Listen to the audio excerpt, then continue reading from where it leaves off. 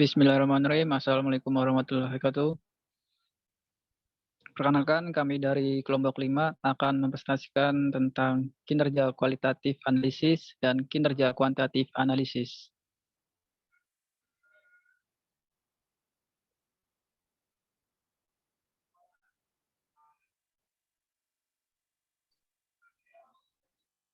Berikut tim kami terdiri dari Bagas Gilang Ananta, NIM 195236167 sebagai ketua. Yang kedua ada Supandi, NIM 195233136 sebagai anggota. Yang ketiga ada Ananda Safa Risya Waluyo, NIM 1952331.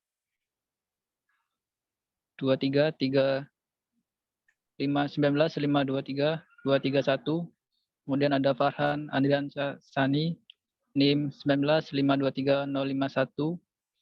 Yang terakhir ada Wilwa Tikta Tri Pawangsa, NIM 1952323 sebagai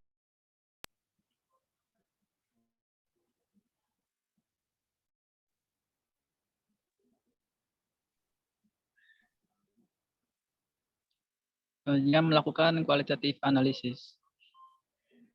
Analisis risiko kualitatif adalah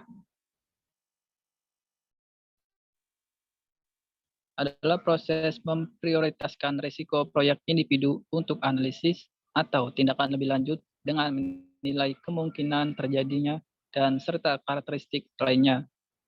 Manfaat utama dari proses ini adalah bahwa mengkuantifikasi risiko proyek secara keseluruhan dan juga dapat memberikan informasi risiko kuantitatif tambahan untuk mendukung risiko respon perencanaan.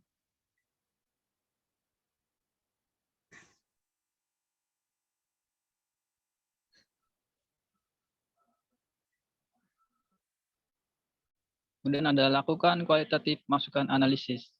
Berikut, pertama proyek pengelolaan rencana, di mana risiko yang menarik dalam proses ini adalah peran dan tanggung jawab untuk melakukan risiko manajemen, anggaran, dan lain-lain. Kemudian ada proyek dokumen, di antaranya ada log asumsi, daftar risiko, dan pemangku kepentingan. Daftar pemangku kepentingan. Kemudian ada perusahaan lingkungan faktor L, di mana ada studi industri proyek serupa dan diterbitkan bahan termasuk risiko komersial, database atau data periksa.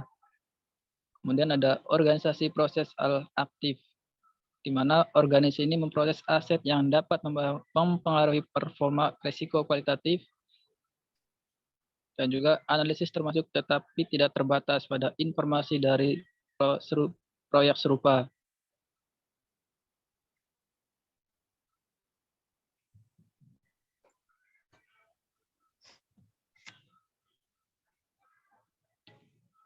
Alat dan teknik, di mana alat dan teknik ini terbagi menjadi 6 bagian.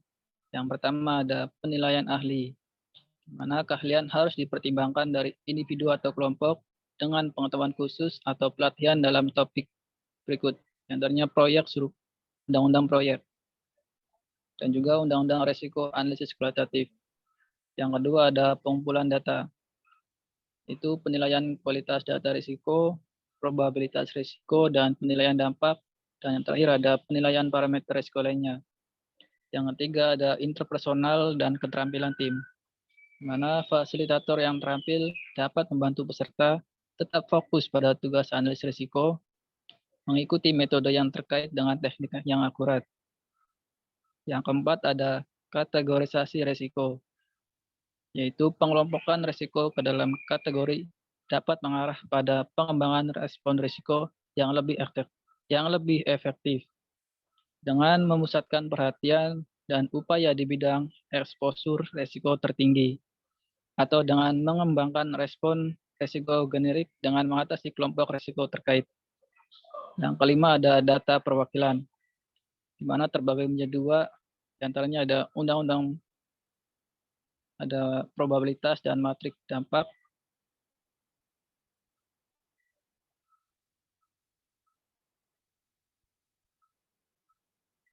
Yang kedua ada bagan hierarki. Yang terakhir ada rapat. yaitu untuk melakukan analisis risiko kualitatif. Tim proyek dapat melakukan pertemuan khusus atau sering disebut risiko lokakarya yang dapat didedikasikan untuk diskusi tentang risiko proyek individu yang teridentifikasi. Selanjutnya akan dijelaskan oleh Ananda Safa.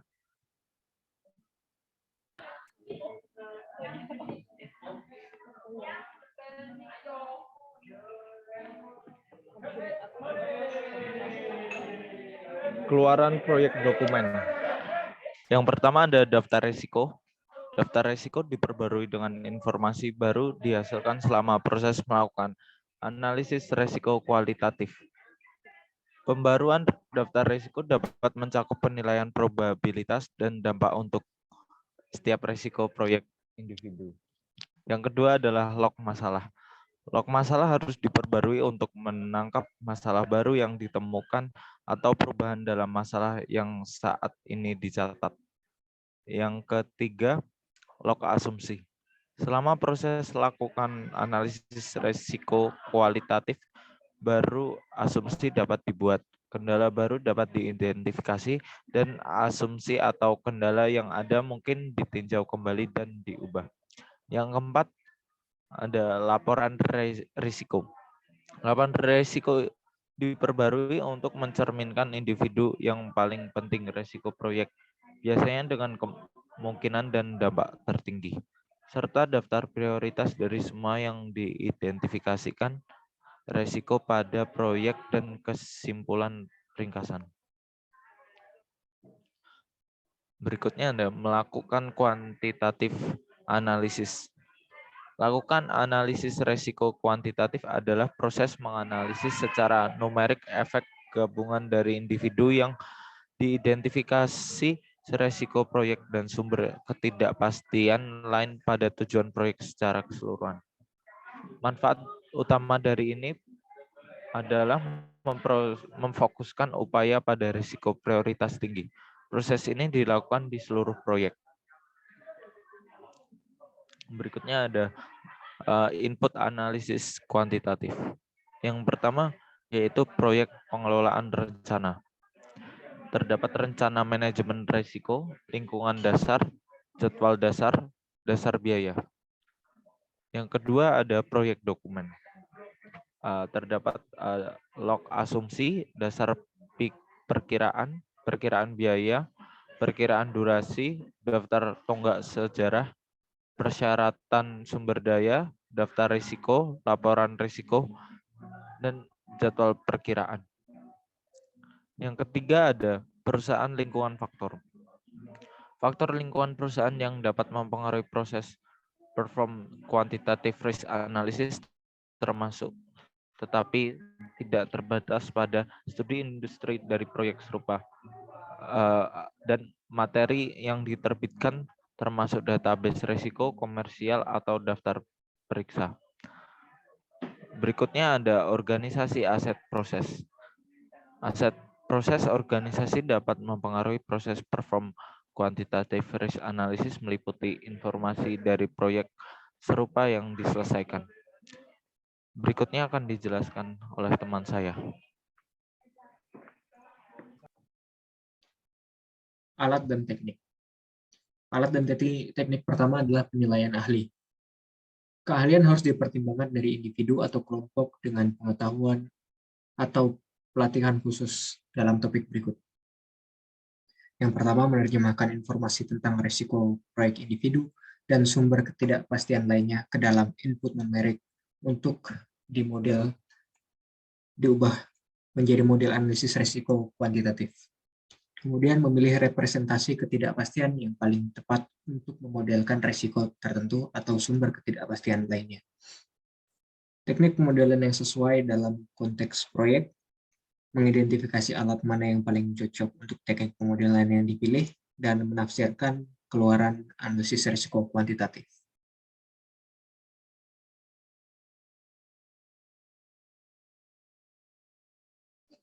Berikutnya pengumpulan data. Wawancara dapat digunakan untuk menghasilkan masukan untuk analisis risiko kuantitatif, mengambil masukan yang mencakup risiko proyek individu dan sumber ketidakpastian lainnya. Ini sangat berguna di mana informasi diperlukan dari para ahli.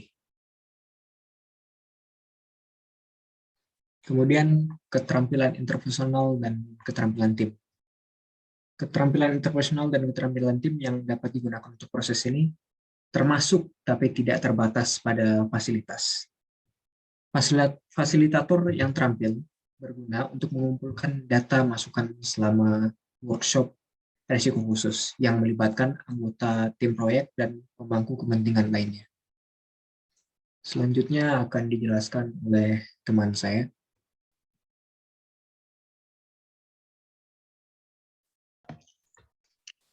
Di sini alat dan teknik lainnya ialah representasi ketidakpastian. Analisis risiko kuantitatif memerlukan masukan input untuk model analisis risiko kuantitatif yang mencerminkan risiko proyek individu dan sumber ketidakpastian lainnya, di mana durasi, biaya, atau kebutuhan sumber daya untuk kegiatan yang direncanakan tidak pasti. Kisaran nilai yang mungkin dapat direpresentasikan dalam model sebagai distribusi probabilitas.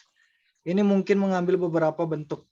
Yang paling umum digunakan adalah distribusi segitiga, normal, log normal, beta, seragam, atau diskrit.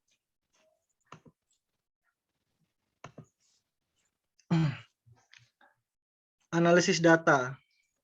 Teknik analisis data yang dapat digunakan selama proses ini termasuk dan tidak terbatas pada simulasi, yaitu analisis risiko kuantitatif menggunakan model yang mensimulasikan efek gabungan dari risiko proyek individu dan sumber ketidakpastian lainnya untuk mengevaluasi dampak potensial mereka pada pencapaian tujuan proyek.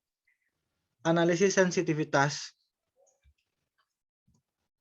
yaitu analisis yang membantu menentukan risiko proyek individu atau sumber ketidakpastian lainnya yang memiliki dampak paling potensial pada hasil proyek.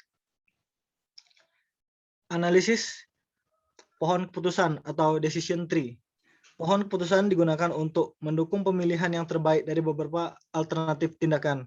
Diagram pengaruh adalah bantuan grafis untuk pengambilan keputusan di bawah ketidakpastian.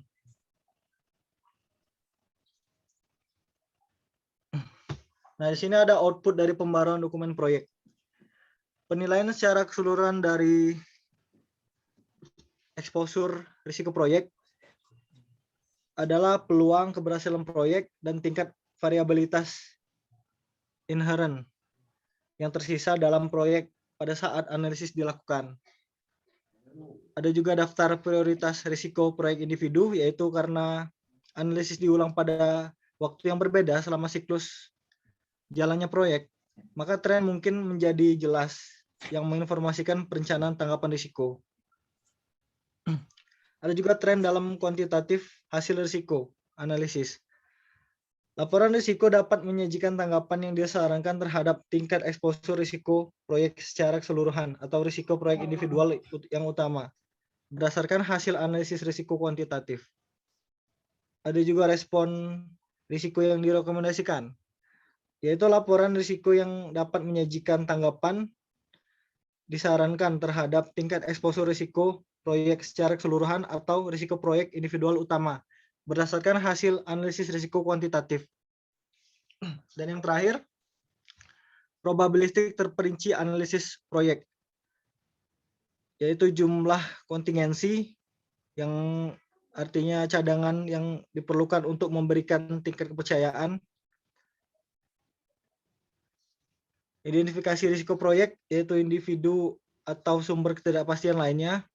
Penggerak utama risiko proyek secara keseluruhan dengan pengaruh terbesar pada ketidakpastian dalam hasil proyek. Selanjutnya ada beberapa contoh soal yang akan dijelaskan oleh Saudara Farhan.